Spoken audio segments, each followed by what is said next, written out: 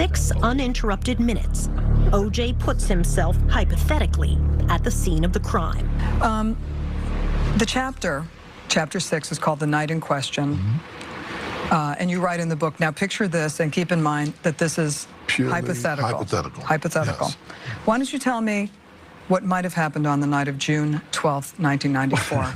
And let's just walk through the night. Well, first of all, this is very difficult for me to do this. It was very difficult for me because it's hypothetical. I know and I accept the fact that people are going to feel whatever way they're going to feel. You know, they're going to, you know, whatever they want to feel. In the book, the hypothetical is Charlie pulls that up. Charlie. This guy Charlie shows up, the guy who I had recently become friends with, and I don't know why he had been by Nicole's house, but it told me you wouldn't believe what's going on over there. And I remember thinking, well, whatever's going on over there has got to stop, right? So we kind of hooked up together, and you know, I'm kind of broad-stroking this. We go over. Get in the Bronco and go over. Let's just go back and do the details. Where did you park? Let's do the detail. You park in the hypothetical in the alley. Right. You park in the alley. Yeah. And you put on a wool cap and gloves. In the hypothetical, I put on a cap and gloves. Right. Yeah. And you reached under the seat for a knife. I always kept a knife in the car for the crazies and stuff because you can't travel with a gun. And I remember Charlie saying, you ain't bringing that. And I didn't, right? But I believe he took it. Charlie took the knife? Yeah. In the book. Yeah. Yes. So the back gate, you go through the back gate? Yes. And it was open or broken or? I don't recall. Okay. I go to the front and I'm looking to see what's going on. And I can see that it appears like Nicole had candles all the time. She really did, to keep her overhead down, I think. And music was on, and while I was there, a guy shows up. You know? So Ron Goldman comes in the back gate. Yeah, a guy that I really didn't recognize. I may have seen him around, but I really didn't recognize him to be anyone. And in the mood I was in, I started having words with him. He says to you, I just came by to return a pair of glasses. Judy left them at the restaurant. Yeah, words to that effect, yes. And he was I don't know if I believed it or didn't believe it. It was pretty much immaterial because, you know, I was more concerned about everything that was going on, you know, and was fed up with it, I guess. And you get into a fight. Nicole comes out. And a verbal fight. Got a little loud, and by that time,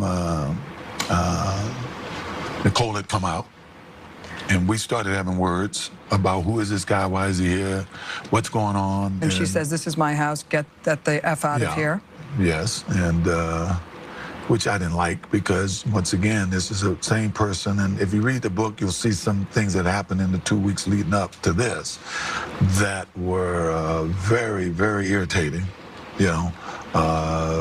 And I think Charlie had followed this guy in, wanted to make sure it was no problem, and he brought the knife.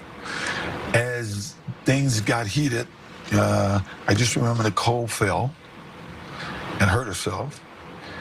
And this guy kind of got into a karate thing. And I said, well, you think you can kick my ass? And I remember I grabbed the knife. I do remember that portion, taking the knife from Charlie. And to be honest, after that, I don't remember. Except I'm standing there and there's all kind of stuff around and what kind of stuff? Blood and stuff around. You know, I hate to say this, but this is hypothetical. I'm sorry. Right. I know we got to back up again. Right. That's okay. I want to back up. This is hard. This is hard. I know. I want to back up to try to make people think that I'm. I know. You wrote in the book, I had never seen so much blood in my life. Yes. Covered, you're covered, the scene. Can you describe it? It's hard for me to describe it, I'm telling you. I don't think any two people could be murdered the way they were without everybody being covered in blood. And of course, I think we've all seen the grisly pictures after. So yeah, I think everything was covered, would have been covered in blood.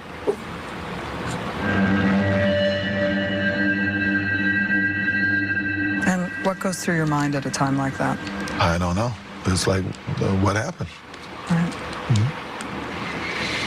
You write about removing a glove before taking the knife from Charlie.